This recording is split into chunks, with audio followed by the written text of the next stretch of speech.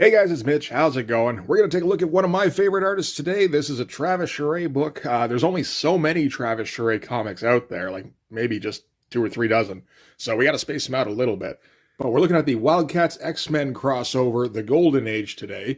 This is from 1997. This is an interesting time to have this particular crossover, because this, of course, is post-Marvel Comics bankruptcy, where Marvel is scrambling, trying to find ways to sell comics again.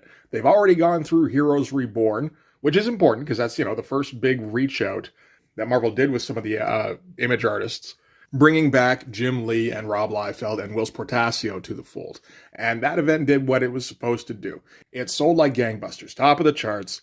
I think the Jim Lee Fantastic Four #1 sold over 300,000 copies.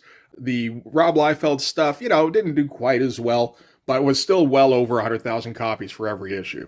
So this crossover, this is a 4-issue crossover, which has Wildcats characters teaming up with X-Men characters.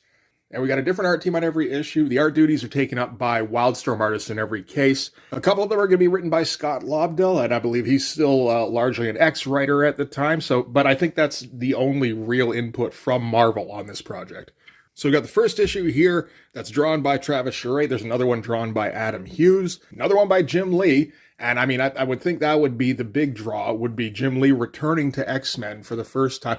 And effectively the last time, because not too long after this, Jim Lee's going to sell all of his stuff to DC, and then he's going to start working for DC. So, that's all you get, really, is one issue of Jim Lee coming back to Wildcats. And it's during his, I'm going to draw like J. Scott Campbell days. So maybe not the homecoming anybody was hoping for.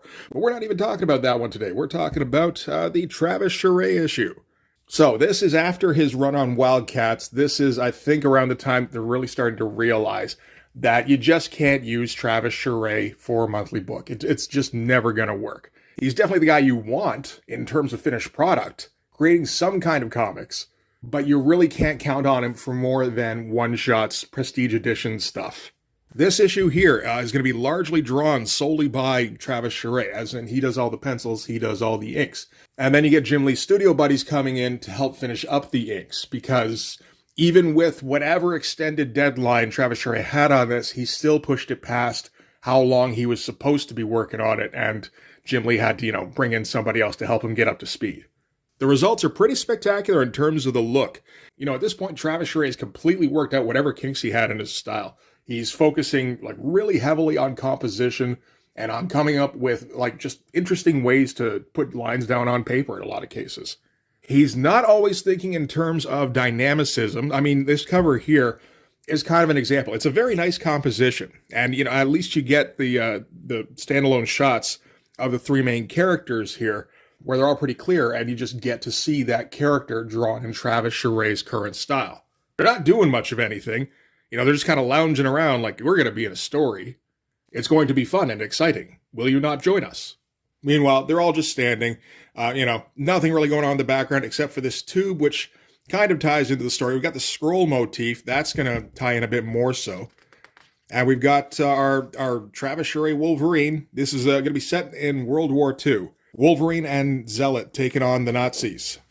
So we get them in kind of period-appropriate garb. That's one thing Travis Charest really seems to like to focus on, is drawing people in very functional costumes. He doesn't want to do skin-tight Lycra if he can avoid it. He wants to do if he's drawing a World War II era character, he wants them in kind of bulky gear. May or may not be appropriate with the way he's drawn it, but it works. Yeah, throw on some pockets, but they've got to be era appropriate kind of pockets.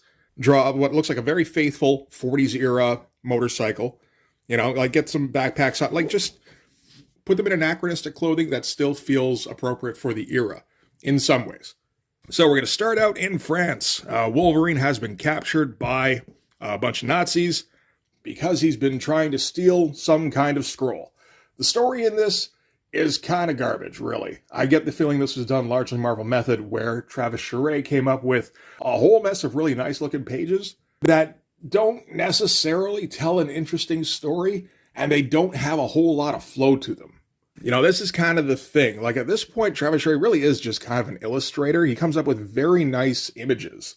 But actually telling a story through sequential art, it's not something he's really worked on very much.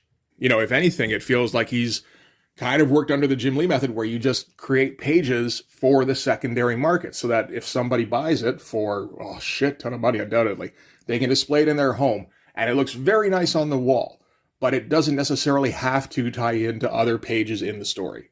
So we start out with, this is Eichert. He's the Nazi in command. It says, uncanny, because we're doing an X-Men WILDCATS crossover. You seem not to have aged in years. It is no wonder I did not recognize you, Herr Logan. So we were supposed to intimate that these two have met before, naturally. So they're trying to get this scroll that Wolverine's stolen off of him. So the Hauptmann here is going to take a few shots that feel like they have no weight. You know, it doesn't help that Wolverine doesn't really do anything, move or anything. He might be getting hit here. It doesn't really seem like it. Looks like he's shooting all around him. So I guess we're showing that Wolverine, you know, just doesn't scare. But again, no real weight to it. The style here is absolutely wild. Like, there's so much work going into every basic composition. Like, every drawing in this is absolutely fantastic. He's going with a very fine kind of cross-hatching style here. That's probably being done with fine liners like rapidographs or something like that. Like, to the point where I wondered if maybe Richard Friend was working on this, because I know he gets very good at imitating basically Travis Charest's pencil style.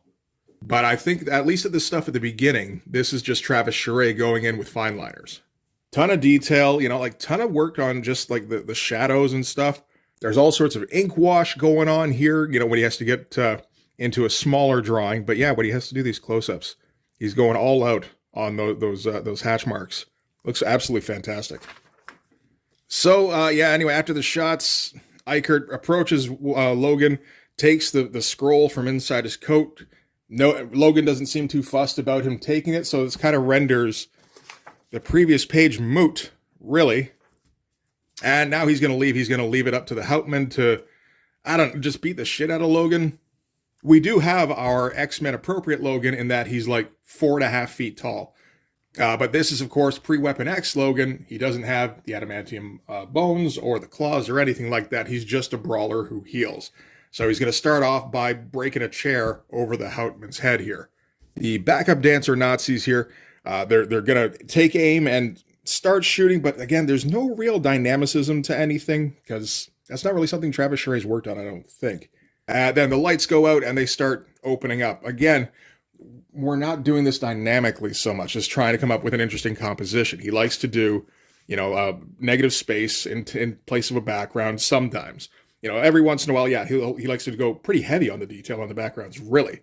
But this is the kind of stuff he really enjoys doing, where he's got all the just all the figures standing in like a void. You know, still working in terms of the perspective, working very well. But this is the stuff he enjoys the most, and he's going to do this over and over again. That's kind of a repetitive thing he does throughout the course of the comic. But like this kind of progression here for the action, it's kind of indicative of what we're going to get over the course of the comic. Because yeah, sure, he busts the chair over the head of the Hauptmann here, and you'd think that would be the signal for the action to kick up. But it really doesn't, because we get a beat with Logan just kind of staring down the Nazis. Nazis take aim. Lights go out. Nazis yell. Close up on Logan's eye. Then the Nazis open up. Again, if you wanted to do that dynamically, what you would do, breaks the chair over the Hauptmann, then we cut immediately to this from maybe like a low angle, or maybe even from behind the Nazis, shooting at Logan as he dives out of the way or something like that. As it is, we don't even see what they're hitting, really, because the lights are out, I suppose. That's kind of justified to an extent. But, you know, we see it hand down here with, I guess, like a beam that's fallen on top of it that's been shot up a few times. Like, okay, we got him. Get the body. Let's get some photos to take for the glory. It's like, what? It doesn't make any sense. Doesn't matter, because they get a closer look. They realize it's the Hauptmann, who Logan originally took care of. They say he must have used the man's body as a shield. Hey, Christopher? Christopher? Oh, Christopher's dead because Logan found himself a sword. But, you know, we're kind of doing this in ways that are vaguely cinematic, but again, they're not dynamic at all. This is not really an exciting story. It's interesting because every single panel looks gorgeous. You know, you can tell that Travis Charest really put some time in on this thing. I'm sure several months worth to get, I'm not even sure how many pages this thing is. I'm guessing in the neighborhood of 48. So all of the drawings look close to perfect, really. And, you know, they're very painstakingly rendered. He's coming up with great lines for the hatching. He's coming up with great shapes for the shadows. And it's not really helping the story in any kind of way. Downstairs, Eichert is, you know, he's got his scroll now, so he's happy. Not happy about the lights having gone out, or the fact that they keep hearing the thumps of bodies hitting the floor, when really there should just be the one thump as Logan's body hits the floor. So he's going to send somebody up to investigate. Meanwhile, he's going to get a car for himself ready. And we're going to cut outside to Zealot, who's ascending the stairs outside the castle here. Again, like, great shot. I love this shot. Great choice for an angle. A whole lot of ink wash going on in here that I'm guessing is getting translated to kind of a different color palette. It does kind of slow things down a little bit to cut immediate. We already weren't going too fast with this action sequence in quotes.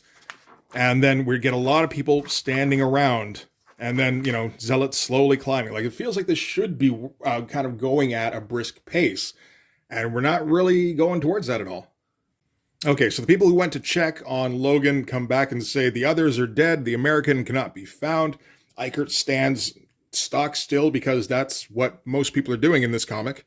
And then an explosion goes off while Eichert stands stock still, and at least his subordinates react a little bit here. Meanwhile, Logan is somewhere else in the castle. He's a little nonplussed by the explosion as well. He's like, you'd think I have some kind of backup. Although from what I understood about this mission going into it, that wasn't going to be the case. And he's shooting down Nazis from somewhere, even though they just said the American cannot be found. So, I don't know, the Nazis aren't coordinating very well. Interesting page layout. Again, not dynamic. The main focus is, let's get a cool shot of Logan standing up against a pillar. And I want to spend a little bit of time drawing this pillar. And when we get some smaller panels of kind of action, of Logan standing still and shooting, somebody getting shot in a not very exciting manner, and then we're going to cut to Zealot. She's made her way down to the main floor, where Eichert is still standing very still. This is like the opposite of J.J. Abrams' filmmaking. Like, nobody is, forget running everywhere, nobody's even moving. And yeah, so she's here for the scroll as well. He's a little surprised so many people are here for the scroll. Shockingly, he's not going to give her the scroll. Then we get a fun sequence here, kind of, as Logan and Zealot basically kind of mirror each other. Logan's entrenched behind the column that Travis Charest really wanted to draw. So the Nazis have posted up with a bazooka. He goes to take a shot, but he's out of ammo. Nobody speaks. Scott Lobdell, I don't know. Scott Lobdell's kind of taking it easy on this comic. He's never exactly been the wordiest guy. He's basically okay for a few quips. The problem is, of course, that he throws in way too many quips in every single issue. And then, a couple of them are kind of funny sometimes. But yeah, that's kind of what his job in this is going to be, is just have everybody kind of quipping at all times. So Wolverine goes to take a shot, but he's out of ammo, so he's got to go running. And saying, why does the bad guys always have the heaviest artillery? I hate that. Meanwhile, downstairs, somebody takes a shot at Zealot, saying, that was a warning shot, drop your weapon now. Zealot doesn't react, even though he's obviously firing right now. Eichert says, then you will die, and she goes to take a shot, and she is also out of ammo, even though she hasn't shot anything so far, so she just forgot to load that thing. So she also has to start running, and you get like a mirroring between the two here. The concept of the spread is pretty fun. I like this quite a bit. It's very well executed in terms of just like how it looks. Not very good execution in terms of an actual story, because again, Travis Charest, he's not a comic artist. He's an illustrator. At least at this point. Eventually I want to take a look at WILDCATS Volume 2, where him and Scott Lobdell are again kind of teaming up. But I'm pretty sure he's trying a little harder on that to be like a monthly comic artist. That's like his last stab at it. So I'm curious how long he can even hold on to that particular goal. So the mirrored running shot ends with Logan and Zealot both jumping out at the same side of the building, the castle here, at the same time, only at different heights. That's some fun shit. That's a great looking panel. And they both hit the ground. Naturally, we get a case of mistaken identity right off the jump, because, they're both in Nazi territory. Neither one of them knew the other one was there, so they don't know they're both against the Nazis. That all works fine. But they're going to chatter enough to realize that they're both kind of on the same side. So they're going to decide to team up here. And that's when Eichert's car comes roaring up, so Wolverine has to push Zealot out of the way. Goes driving by. We get a quick close-up to show that he still has the scroll, naturally. And then we're going to cut to Wolverine's motorcycle, which he had stashed just in case of this kind of eventuality, but Zealot beat him to it, so she gets to drive. So Wolverine's not too happy about this eventuality, but there's some Nazi disguise in here as well as a little Luger. So I guess he quickly gets dressed probably while he's riding shotgun here. And we get to see Wolverine in Nazi disguise. So that's interesting. Again, like every single panel here looks great if you focus on them individually, which it feels like Travis Charest did. Any one of these could be like a sketch in Travis Charest's sketchbook that he just kind of fleshed out with more hatching, more ink wash, whatever. And then just kind of piled together in a way that kind of resembles a story. So they're following after them. Wolverine's shooting from the sidecar here. He's not hitting too much, and Zealot's kind of taking the piss out of him for not being able to shoot very well. He jumps onto the hood of the car from the sidecar, and he's knocking dudes out. And I think this is probably around the time I realized, oh yeah, Wolverine doesn't have claws. So he's just kind of a dude with weird hair. Because this is the Scott Lobdell version of Wolverine. So he doesn't get like moody or anything. Like there's never any kind of gravitas to the character. He's always just, he's doing Spider-Man quips, essentially. So you don't get the feeling of the badass character at all. He's just short, and he's got pointy hair. And he punches people a lot. Like, if you put a cowl over him, you go, oh, is that Puck? Sure, that could be Puck. He keeps talking about Canada. That must be Puck. So, anyway, Wolverine's taking out the dude on top of the car here. Eichert in the back tells his driver to lose them or die. And we get a close-up on him. It's like, oh, shit, Eichert's a Damonite. And I love the look of the texture on the Damonite skin. That's great shit. Again, we're not really thinking about like panel flow because you look at the direction that he's picking for most of these and it's kind of all over the place. Okay, they're kind of going left to right a little bit here. Then the way this is set up, it almost looks like Logan's looking back left. That kind of puts a halt on the action. Get the guy in the car here poking out the window, looking backwards. Again, that kind of puts a halt on the action. Here, it looks like they're on like a twisty road, so they're, I assume, going this way and that way. But again, him turning back to the left, it slows things down. When they catch up, Logan jumps to the left, it also slows things down. Everything should be going left to right if you want like forward momentum. Unless you get like a big moment where you want the reader to stop and just kind of take things in for a second. Then you go back left, or if there's been some kind of like obstacle that pops up out of nowhere and makes the characters have to redirect themselves, then yeah, maybe you could slow things down for a second. But for just general flow, yeah, this is kind of all over the place. Again, each panel looks fantastic. Then we get one of these 16 grid panels. That doesn't work in my opinion. It's all these little moments. Again, each panel looks great considering how small each one is. This must have been done on oversized paper, I would think, given the amount of detail in each tiny panel. I'd almost be willing to hypothesize that like each of these panels is done on a separate and large piece of paper, not a full page or anything. Although that would be possible. Travis Charest does spend just way too long on drawing comics. It would not entirely shock me to find out that he came up with 16 separate drawn pages and then shrunk them all down to fit onto this one page.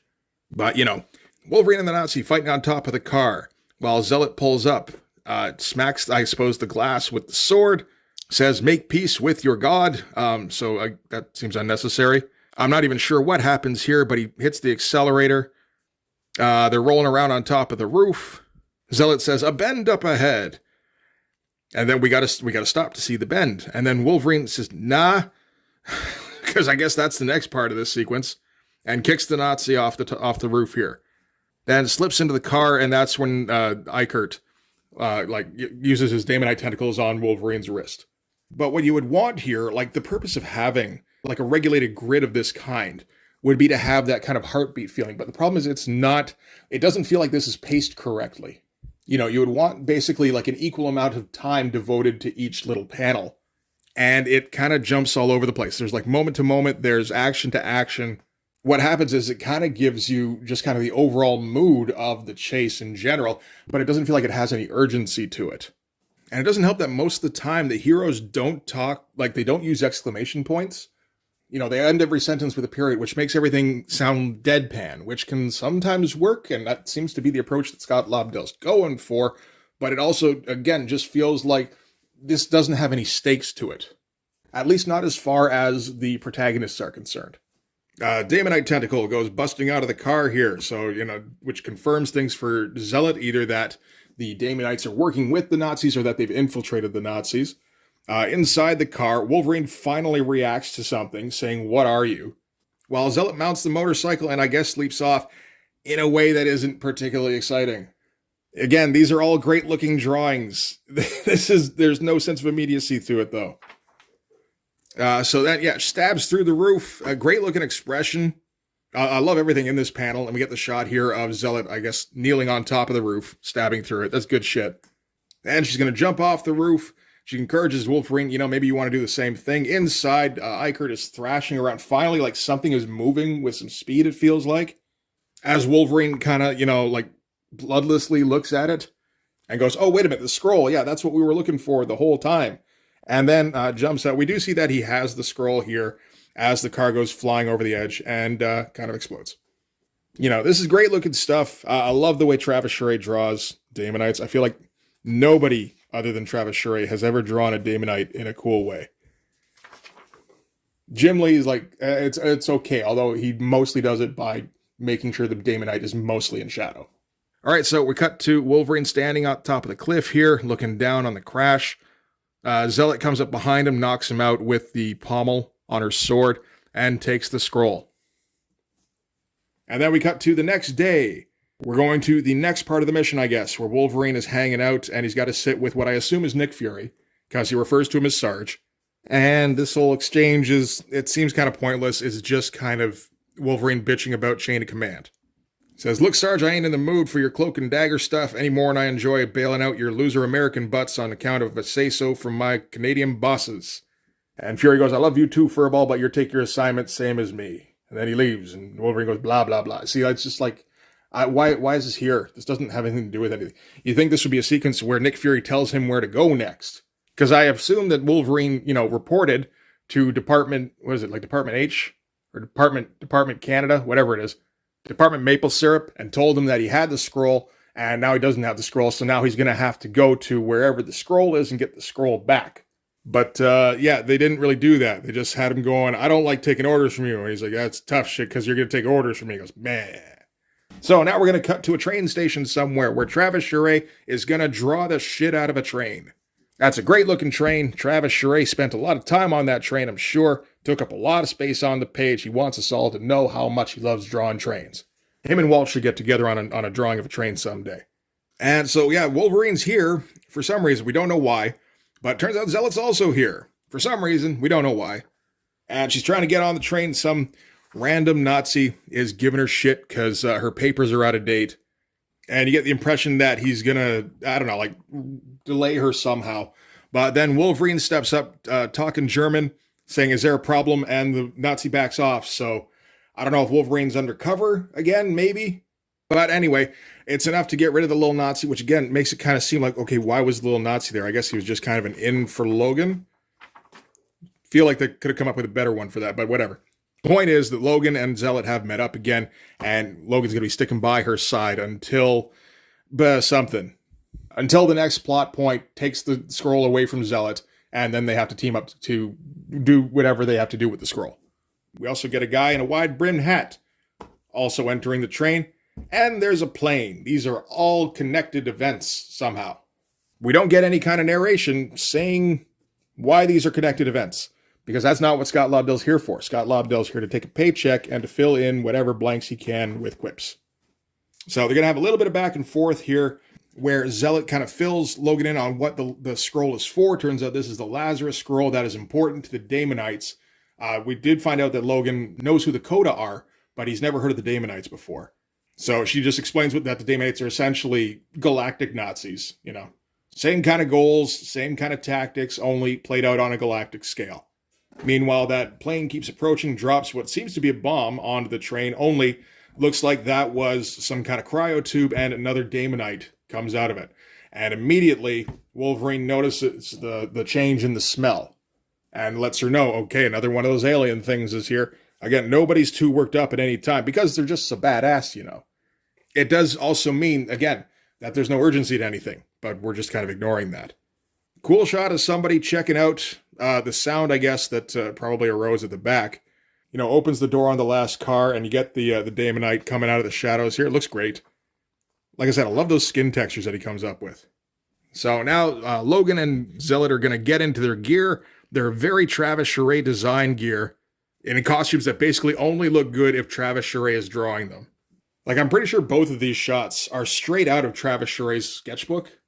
Like, I think I've seen some of the sketchbook stuff that he does. It's just like, these are shots that he thought were great looking and he thought that maybe he could incorporate into the comic, and then he just incorporated them wholesale. But yeah, these costumes, like let's draw our characters in the baggiest shit imaginable and, just kind of throw all sorts of pockets all over them. We're going to put Zealot in giant shapeless overalls and a skull cap helmet. And I mean, it'll look good when I draw it, but not when anybody else tries. This is more explaining the whole business with the Daemonites being space Nazis. Again, great looking shot. Every shot in here is fucking fantastic. Love the lighting. Love the line work. Love the choice of angles. Out of context. In context, it doesn't really work as a story. Again, like we get the alien dropping in, they become aware that the alien's here, so they're going to get ready, but we're still taking too long for them to meet up with the alien. Why are we stopping in the middle of them getting ready to fight so that we can explain about the space Nazis? Space Nazi talk should have happened beforehand, and we should have ended getting ready, like, in the one panel here. Like, we definitely shouldn't have stopped for a reverie in the middle of things, even, like, as pretty as the reverie is. So, I mean, at this point, I think you gotta kind of take it at face value for what it is, which is that this is not really a story, this is a portfolio. It's a really nice looking portfolio. Travis Charest spent so much time coming up with all of these compositions. They look so nice on their own, not connected to any of the other compositions. So since they're going to get into a battle, Wolverine doesn't really have any weapons on him. Luckily, Zealot has something that he can use, and she, very stiffly walks over to him and hands him the box, and he's got Wolverine claws again. It looks great. All this stuff looks fantastic. It's all like buckled on. It's like this really like creaky looking leather. And then I guess they move to the back of the train. They find the Daemonite, kind of. Again, there's no context in terms of where we are on the train. These are just kind of constant shots of Zealot and Logan standing together, looking ready for action. Again, these just feel like they're taken from sketchbooks. So anyway, there's the Daemonite on one end, and then the guy in the wide-brimmed hat shows up behind them. He's got a sword. Apparently this is Kenyon. I feel like that must be a Wildstorm character. I don't know where from, though. Seems linked to the Coda. So they're going to split up so that Zealot takes on Kenyon and Wolverine takes on the Daemonite. And again, we're just slowing everything down here. I guess we're trying for like a high noon kind of feel, where this is like standoff kind of stuff where, the heroes are surrounded. It also feels, again, like there's no urgency to this. Shot of the heroes standing. Zealot says, Kenyon is mine. Again, it feels like monotone. Logan says, suits me. Kenyon says, you cannot defeat me. Destiny rides at my side. Daemonite says, St. Cut back to heroes standing. Nobody's moved yet. Logan says, not too late to change dance partners. Meanwhile, there's a bomb apparently that's hooked up to a bridge. We needed 5 panels to tell you that. And then Zealot takes a swing at Kenyon. Logan takes a swing at Daemonite. And again, yeah, just as an action scene, man, does this suck. It is kind of interesting because like I said, Travis Charest was one of my favorite artists when I was growing up. He still is. Like, his stuff looks absolutely gorgeous. But man, can he not tell a story to save his life. In 1997, again, I want to take a look at those WILDCATS Volume 2 issues to see if he got any better at that. It always feels like Travis Charest is trying to learn stuff on the page. Okay, so I guess Zealot got in the 1/, didn't really hit him. Kenyon gets in 1/, seems to knock her over, and then stabs her. So, like, he's just so much better at the sword fighting than she is. And then he takes the scroll. So, I guess that's the end of this adventure. Meanwhile, Daemonite grabs Logan. Again, we get kind of like a pulse feel with moment to moment as we cut to Zealot lying there. Cut to the top of the train for some reason. Cut to the bomb ticking. Cut to the Daemonite going join her. With, again, just a period, so it feels monotone. And cut to Logan's eyes. Everything looks great. Those eyes in particular look fantastic. But this story is crawling at a snail's pace. I guess it's not the worst thing, because you do just kind of end up sitting on the page looking at all the art going, this is all very nice. Stabs the Daemonite up through the bottom of the jaw. So I guess he won that. Good job. Looks around for Zealot, but Zealot is chasing Kenyon along the top of the train here. So I guess she wasn't as stabbed as we thought. Good for you. Then we get a Nazi plane swooping in, got a ladder hanging off of it. Kenyon grabs the ladder, and that's his escape. Meanwhile, it looks like they should be yelling to each other, but again, they're just talking in monotone. So they're like, that which you seek will destroy you first. And Kenyon goes, I'll take that chance. You can't control her. No one can. I don't know if they can hear each other over the sound of the train. He says, you live in the past. The future is mine. Again, one of the reasons this is just not particularly interesting to read is this dialogue. There's just nothing to it. It's all that kind of Eric Stevenson, Rob Liefeld type of like filling space.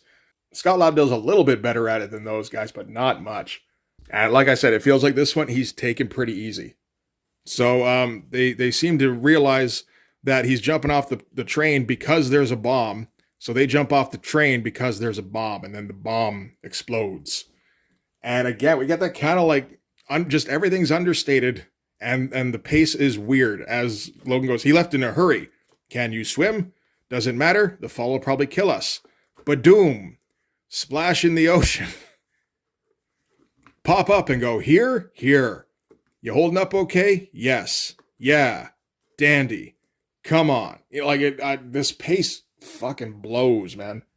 Like, I don't know who could have made this much more interesting, because again, just the pace of the actions that Travis Charest is picking, they don't really make for exciting comics.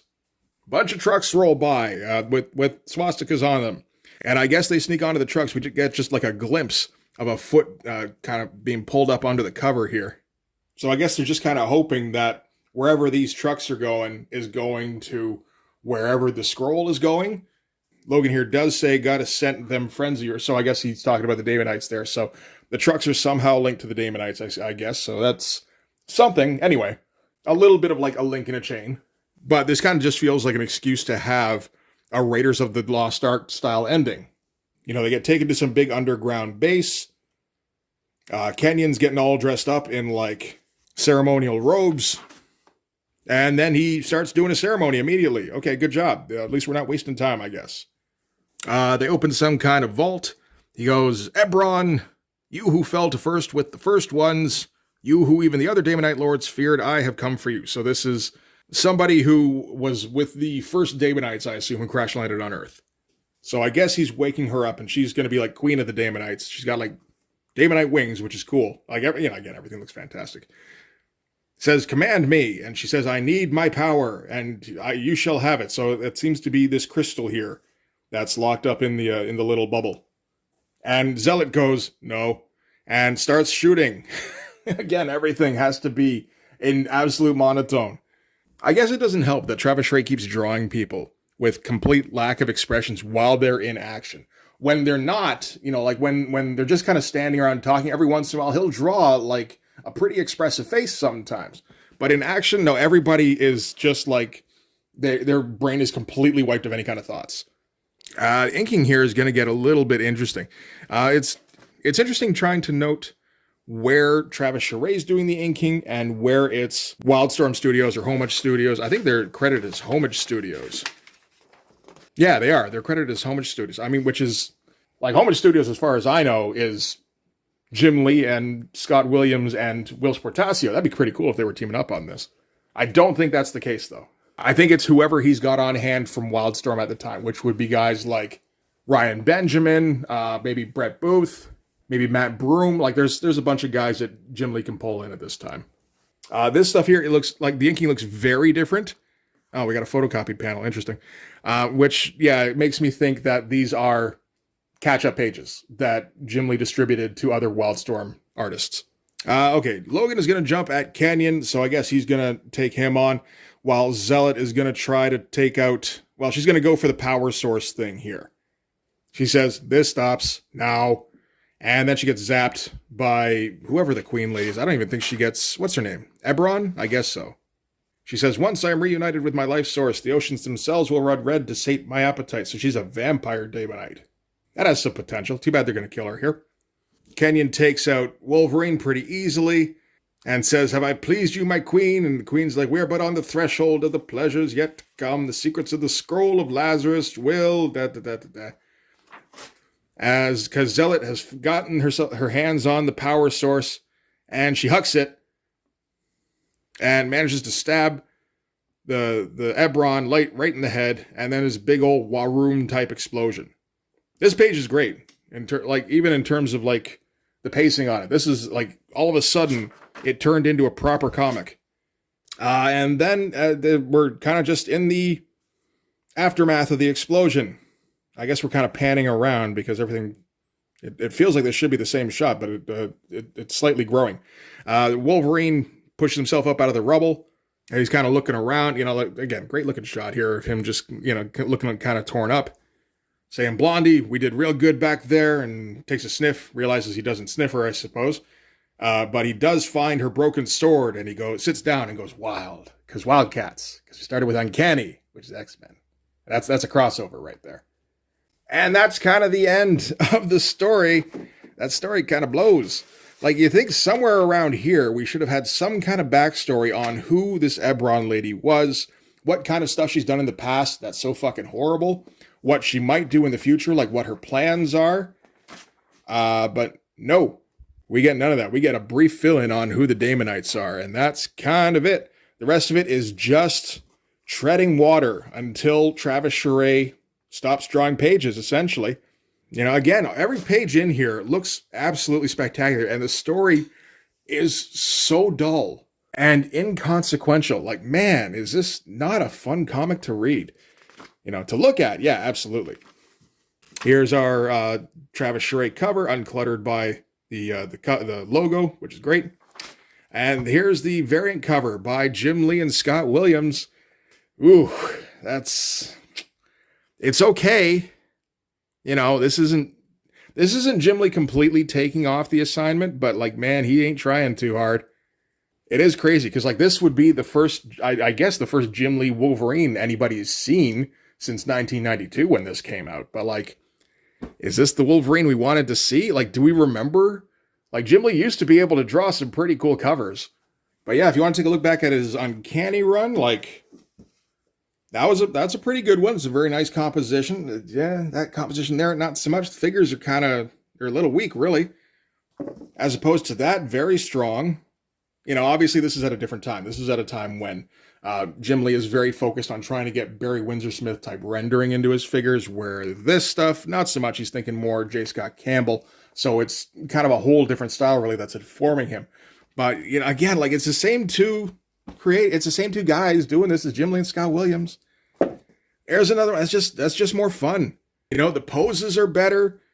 It's maybe even less crisp than this stuff, but I don't know. It feels like the lines are they're a lot more purposeful. And I mean, that one's not entirely fair. That's probably the best cover that Jim Lee's come up with. But, same team doing this one as doing this one.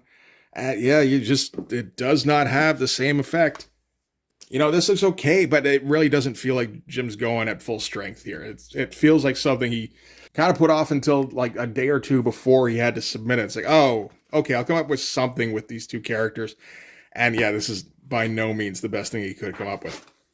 And then we get more Wildstorm stuff. WILDCATS number 36, which is after the Alan Moore run, so it looks like it's written by Barbara Kessler at this point. And then Savant-Garde and Grifters. So just all Wildstorm properties in the back. It doesn't feel like Marvel had much to do with this crossover at all. Is there anybody from Marvel in the credits here? Consulting editor Bob Harris. That seems to be kind of it. Yeah, the rest of it it's all just Wildstorm. The colors, the letters, even the editors, Mike Heisler. Yeah, anyway, that's WILDCATS, X-Men, The Golden Age. Absolutely gorgeous looking comic. Just don't bother trying to read it. That's not what it's for. It's a bit odd because, again, the whole deal with this is Marvel's trying desperately to come up with some way to make, some kind of event that's going to make a ton of money. And like, this is a pretty good idea. The problem is it's not going to have the full kind of force as something like Heroes Reborn, which is, hey, look, the Image guys are coming home. That did kind of steal the thunder from something like this. I would think the underlying subtext would be, hey, look, Jim Lee's going to be working on X-Men again.